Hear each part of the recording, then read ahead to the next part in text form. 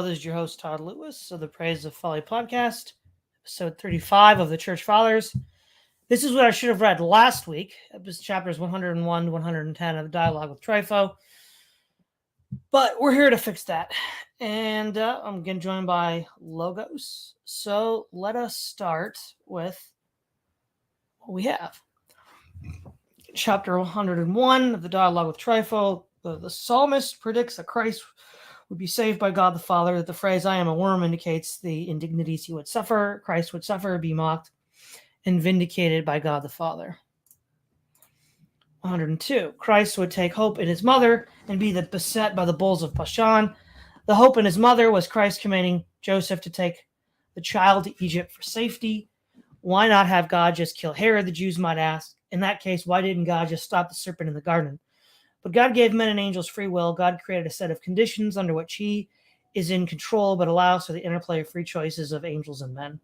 God confused the languages at Babel to prevent man from taking united action. The prophecy that Christ's strength would become a dry potsherd is accounted for in the fact that he contradicted the scribes and Pharisees in debate and was silent under the persecutions before Pilate. Christ would not be saved but by God the Father. The Jews would seek to destroy him.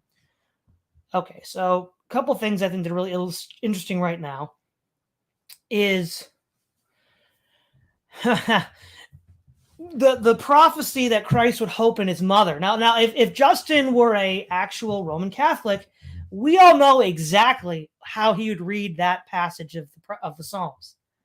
But notice here, mother isn't even Mary. Mother, for Justin in this particular context, is a haven, a sanctuary, which he identifies with Egypt, where the boy Christ grew up. I find this extremely, extremely interesting that Justin does this, and not what one would expect if the Catholic or Orthodox tradition of the Church Fathers was correct. 2, we find a defense of free choice. We've already seen that in the Apology, where he said that baptism is a choice, i.e. ipso facto no infant baptism, but also no Calvinism, right? We find that the doctrines of Calvinism, of determinism, and that God does not allow men and angels to have choice is not supported this early on in the Christian tradition. The other thing that's interesting is, again, more or less the broad interpretation of these prophetic passages I'm in more or less agreement with.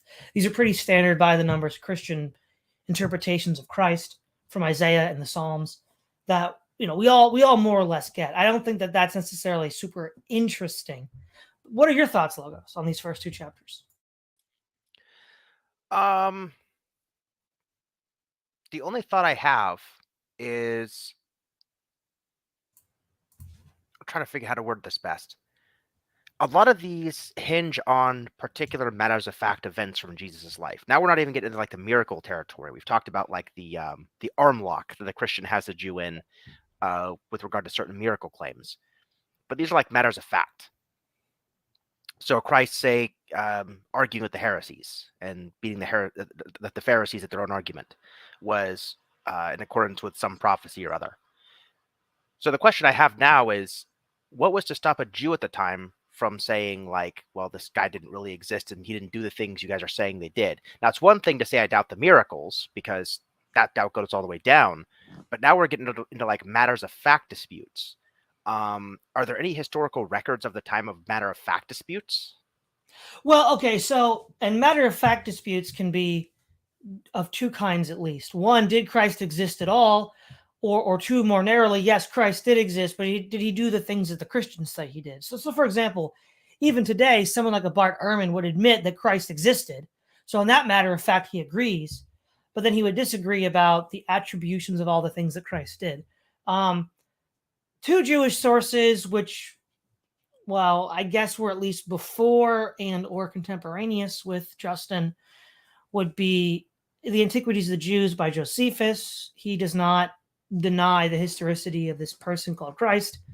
Of course, he's a Jew. He doesn't necessarily think he's the Messiah, not in the way the Christians do. And the Talmud, which is itself a collection of commentaries on the Torah and then commentaries on the commentaries down the line, also admits that Christ existed. But unlike Josephus, it takes a very hostile view to Christ, whereas he's more of a dispassionate observer. I don't know of any Jews who were writing that said Christ didn't exist. Yeah, it's not the existence. So it's the particulars. So in the New Testament, when it characterizes like Christ's argument with the Pharisees and how Christ supposedly like beat them or something at their own argument, everybody can admit Christ existed. But it's like that old adage from the Marvel movies, right? You and I remember Budapest very differently when Hawkeye and Black Widow are bantering, right? They both agree Budapest exists and they were there. They remember Budapest very differently. So let's suppose they all agree that Christ exists and they all agree that Christ is arguing with the Pharisees. Um, my interest is like, are there any Jews that think like the arguments happen differently? The New Testament characterizes them. Maybe the Pharisees got one over, and the Christians don't want to admit it according to them, or something like that. Oh, yeah, I'm pretty sure. It's been a while since I read the Talmud, especially, well, the Talmudic references to Christ. But I wouldn't be surprised if you find different versions of these there. I would not be surprised if that happened. The other interesting thing too is again the arm lock, right?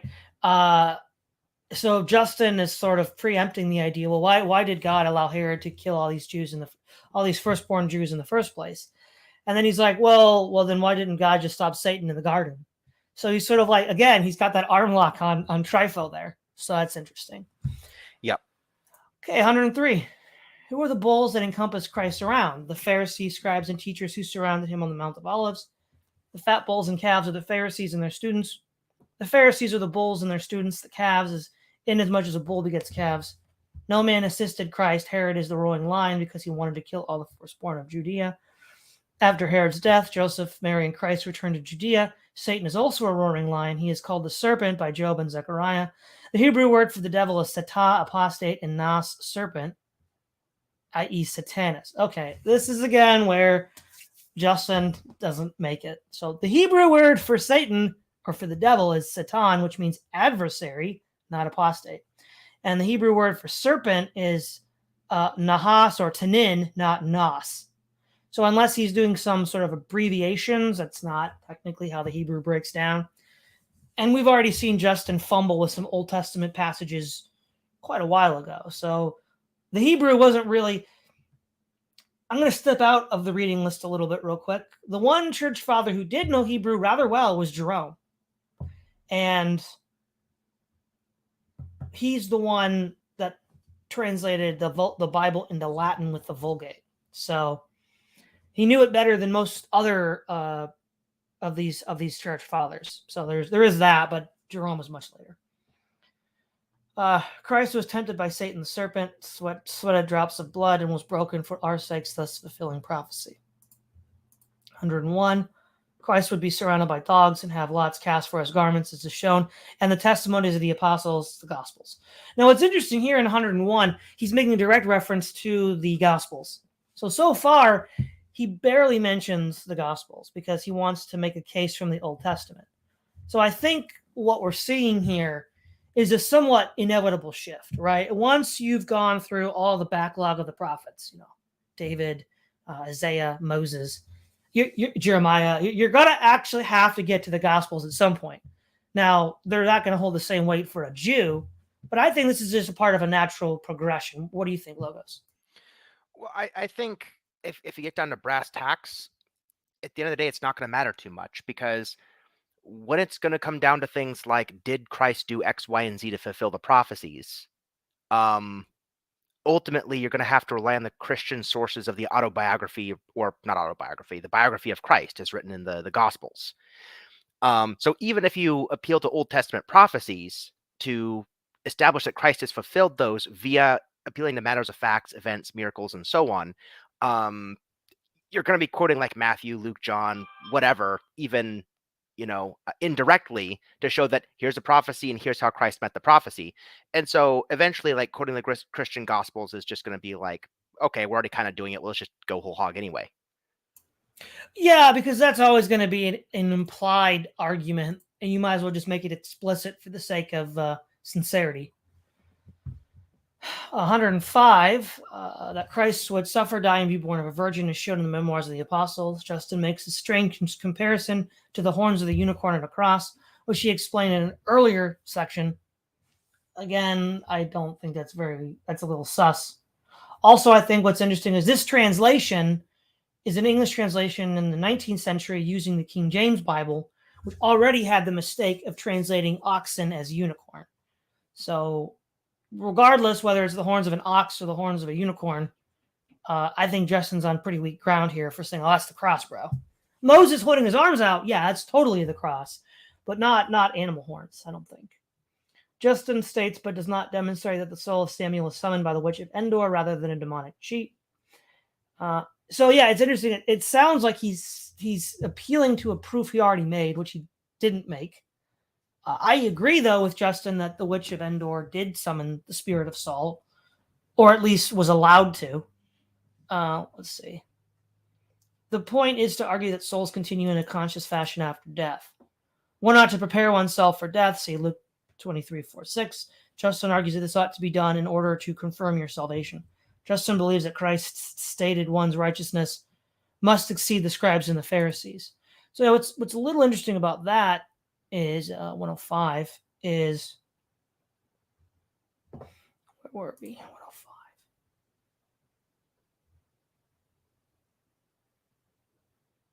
Yeah. So from the actual text, hence also God by his Son teaches us, for whose sake these things seem to have been done, always to strive earnestly and at death to pray that our souls may not fall into the hands of any such power. For when Christ was given up his spirit on the cross, he said, Father, into thy hands I commit my spirit. And then there's a parenthetical note.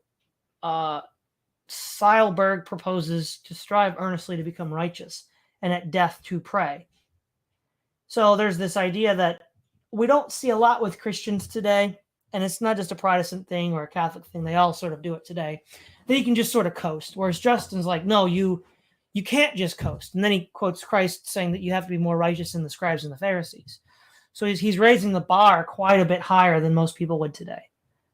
Any thoughts, Logos? No, that's pretty interesting. Okay. 106. The psalmist shows that Christ would rise from the dead in reference to glorifying the seed of Jacob and being praised by Israel, which was confirmed by Christ, changing the name of the sons of Zebedee to Boanerges, sons of thunder, and that Christ was the second Joshua. Moses said the Messiah's name would be, behold, a man, the east is his name, which is fulfilled in the star of Bethlehem, and the homage paid by the Magi. Okay, 107. Jonah prefigures Christ, as Jonah was in the belly of the fish for 3 days, so was Christ in the ground for 3 days. Justin, or maybe a transcriber, indicates that there is some dispute about the original text of Jonah, whether he was in the belly of the fish for 3 days or 40 days. And then it says in the footnote here that in the LXX only 3 days are recorded, though in the Hebrew and other versions 40. So I don't know if this note by the author of the compiler of all this is saying that all the Hebrew texts say it was 40 or just some. So this is a dispute that I can't really weigh in on because I don't know all the details. In so doing, Christ showed that the Jews of his day were more idolatrous than Nineveh of Jonah's day. 108. Like Jonah, who convicted the Assyrians, Christ convicts the Jews. Unlike the Assyrians, the Jews do not repent. They say that the apostles stole Christ's body and that he did not rise from the dead, even though the Romans are ravaging your land as we speak. Because again, the backdrop is the Bar Kokhba War. As you still believe that God is on your side. Okay, any thoughts so far, Logos? Nope, that seems pretty straightforward. Okay, almost done, everybody. 109, Micah predicts the admittance of the Gentiles into the faith. Justin makes the prophetic claim of the church has beaten their swords into plowshares and spears into pruning hooks. The proof that the Gentiles have come into the church is that they have become peaceful. And he elaborates more in 110. Christ comes in 2 advents, the first in humiliation, the second in glory. The Christian Gentiles are peaceable, proving the fulfillment of Micah, and each possesses his own believing wife. The reason why he makes that second point is in the full prophecy of Micah 4. Let's see, Micah 4, the first 4 verses. Now it shall come to pass in the latter days that the mountain of the Lord's house shall be established on the top of the mountains, and shall be exalted above the hills, and people shall flow to it. Many nations shall come and say, come and let us go up to the mountain of the Lord, to the house of the God of Jacob. He will teach us his ways, and we will walk in his paths. For out of Zion the law shall go forth, and the word of the Lord from Jerusalem. He shall judge between many peoples, and rebuke strong nations afar off. They shall beat their swords into plowshares, and their spears into pruning hooks. Nation shall not lift up sword against nation, neither shall they learn war anymore. But everyone shall sit under his own vine and under his fig tree, and no one shall make them afraid. Okay, so the first 3 verses are pretty straightforward. Justin is claiming that the Christians no longer go to war. And then the 4th verse, he identifies with a wife, because in Psalm 128:3, a wife is likened to a fruitful vine. Now, I mean, that's an analogy that technically holds, but also there's this idea of the future millennial kingdom, where we'll get into more of that a little bit later in the dialogue with Trypho and with Irenaeus, where I think the vine and not being afraid has more to do with that. Let's see. Christians hold to Christ despite torture. Christ is the vine, and even if you cut off the branches, the Christians, the vine continues to grow. Christ's second coming will fulfill the prophecy in total. The fact that the Jews hound Christians everywhere was prophesied. The Jew is punished by the Romans in the current war justly for their sins. The Christians bear unjust persecution for their faith. Okay, so that's all we have, Logos. Any thoughts on these 10 chapters? I mean, for the last part, the swords and the plowshares thing, I think we've talked about this on another stream, but I think that's an interesting prophecy given the imperial nature the Christian church took on post-Constantine. That's very interesting. Now, we covered that argument in the first apology. He makes that argument in the first apology as well to the Romans. So what's interesting here is he makes this case to both the Romans and the Jews. Mm-hmm. That's a really important point for him to make to 2 totally different audiences. It is, yeah. So that, I think, is 1. 2, I've done another video separately on the early Christian positions on war. And all of them that we have written commentaries, written positions on Micah and Isaiah that talk about this particular prophecy, all take the same interpretation that Justin does. Justin is just, I think, the first one to make direct mention of it. I'm pretty sure Irenaeus does as well, and others. And so this is not just a flash in the pan, just Justin's own specific interpretation. This is the universal interpretation until Eusebius gives us a radically different one right around the time Constantine becomes emperor. Yep. I mean, and that's the interesting thing. So if this prophecy is supposed to be a matter-of-fact statement about the Christian church, then it's not working.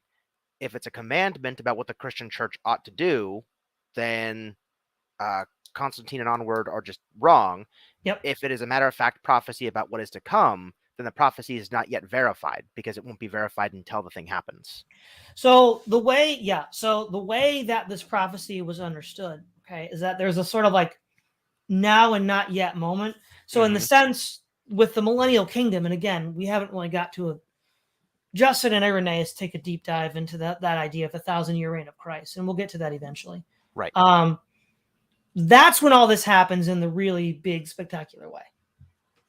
Yeah. Where the whole world knows. And so, yeah, it is a distant future in this sort of complete sense. But what all these Christians are saying is that we know it will happen in the future to both Jewish and pagan audiences, because within the church, it's already happening now. The church is kind of like a trailer for what's coming. Mm-hmm. It was. Well, it was, yeah. I mean, I hate to use a modern simulacrum analogy, but that's kind of what it was supposed to be. It was supposed to be, yep.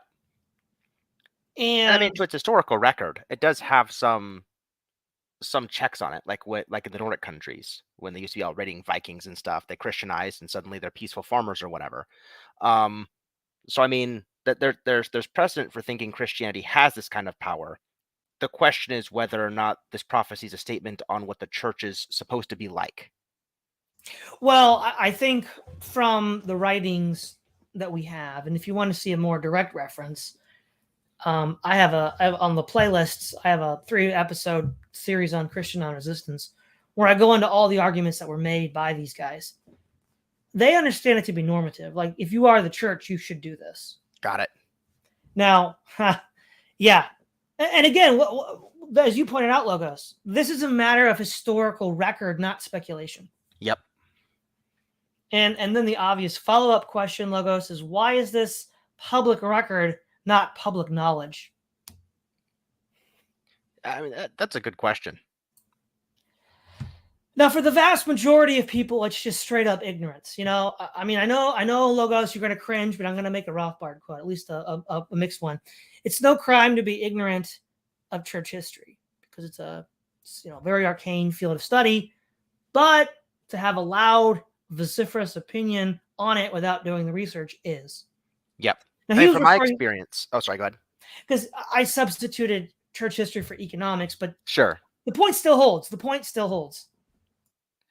Yeah, I mean, from my experience looking at people talking about church history, especially Eastern Orthodox, Catholics, and so on, it seems like there are church fathers for which they just don't cite further back, right? Like this is the father, they'll cite, I think Origen or whatever is like one of the earliest fathers I hear them cite for anything. I don't hear them cite anybody before that.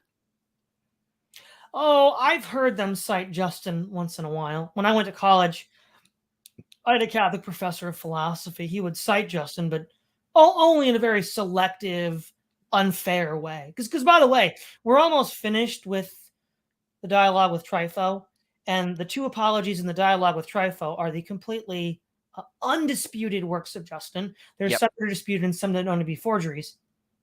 The picture we get of Justin, from having looked at all the works that everybody believes he wrote, right, is a very specific picture, and it's one that doesn't easily fit into the broader narratives that Catholics and Orthodox want to tell. Mm-hmm. And Protestants, unless you're Anglicans, don't care to tell. Anglicans care about the deep history a bit, and some of their work can be quite good.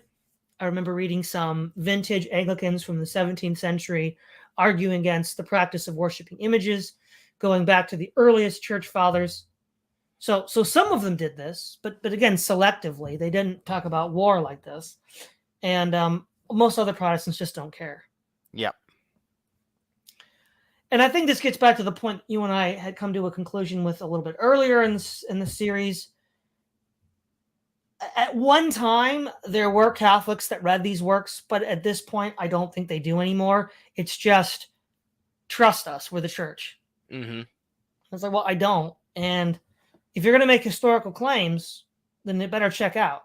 And that's what they do, right? Both East and West makes these historical claims. Mm-hmm. And they don't check out. Simple as. The interesting thing, too, again, I have to just say this, conspicuous by its absence, Justin makes no reference to the saints and very few references to Mary, and they wouldn't be out of place if put in the mouth of a Protestant. Yeah. Again, almost like these were developments, Logos? Almost like primitive Christianity didn't have this. Well, it wasn't trying to uphold the spiritual diversity, inclusion, and equity of the Roman Empire. Oh yeah, that's right. So the ESG score of the Romans, they weren't trying to do that. Exactly. Beautiful. I love that, Logos. And again, I think what I'll say with what's illustrative about the dialogue with Trypho is, where do Christians get a lot of their readings of Old Testament passages pointing to Christ? Well, I mean, obviously you can study the scripture yourself and come to these conclusions, but Justin is really the first written account we have of a lot of these. Yes. And so it's very useful for that, even if not all of his arguments are still in circulation. It's showing the tradition. Yeah, several key ones still are, even by Protestants, right? Yep. So also, this is just a problem that we've noticed with at least the church fathers that tend to be more speculative. And Justin seems to be kind of in the middle, because in a lot of regards, he seems very level-headed. But then sometimes he'll indulge in some wild speculation. Like, hold on. They just don't get the Old Testament. It's really sad. Like, they just get so much of it wrong. And it's like a real Jew would have been, a real rabbi in the audience would have laid into him on some of this. Mm-hmm. So that's disappointing. It's sort of like, okay, whatever. And so there's that. But overall, I think that the picture we're getting of Justin is, I mean, he's human, so he's certainly got some flaws and mistakes about knowledge. But I think he's brought, here's where he's not reliable, right? When he's talking about Jewish beliefs and practices, and sadly, even sometimes Old Testament passages itself, but when he talks about the practices of Christians, I think he's reliable for a couple of reasons. One, everything we've read up to Justin comports with what he says, and what we're going to read after Justin comports with what he says as well. So I think the main value of Justin is a window into the faith, life, and practice of second century Christians. Oh, definitely. Yeah. And that can be taken at a much higher level of veracity than things he says about pagans or Jews. Especially pagan philosophy. I was so sad. Oh, I'm a philosopher. I'm a Platonic philosopher. I'm like, oh boy, I'm going to get some stuff here. Oh, this sounds like Aristotle and other things. This doesn't sound like Plato. What are you doing? Yeah, I know. So, yeah, I guess that's it for now. Is there anything else you want to add before we wrap this up, Logos? Nope. Nice, short, and sweet this week. All right, everybody. This is Todd Lewis of the Praise of Folly podcast signing off.